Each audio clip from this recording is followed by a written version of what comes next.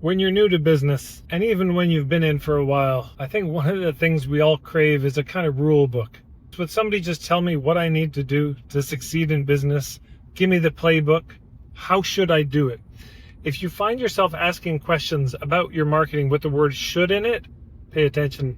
Should implies there's a right and a wrong way to do it, and there isn't. There are actually no rules at all, which on one level is liberating, and on another level, it's deeply terrifying.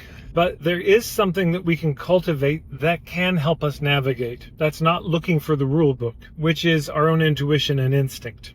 I did improv comedy for 25 years, and I started when I was 16 in grade 10. And right away, I was one of the hotshot improvisers. I won the Crimson Jersey of Honor most weeks.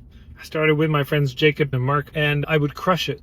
And then Jacob became the artistic director, and something happened to my performing where I started to suck, and it was brutal. I would just ruin the show. It was awful. It was so painful. And Jacob, God bless him, he was so kind. He just said, Ted, just take a break for a while.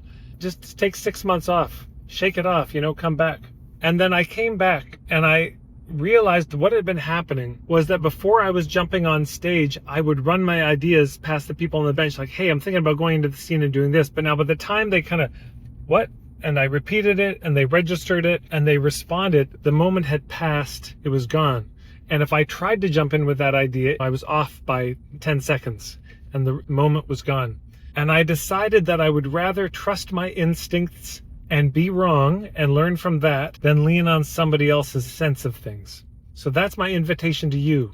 Be willing to trust your instincts and go for it if it makes sense to you, and be wrong and screw it up a bit in your business on a small scale. Do tiny experiments. Let yourself be wrong rather than looking for the rule book of the way that it should be done and turning to your colleagues on the bench of your business and saying, what do you think about this? What do you think about this? Sometimes you have to strike when the iron's hot and learn to trust your intuition, because in the long term, your intuition will guide you better than any rule book ever could.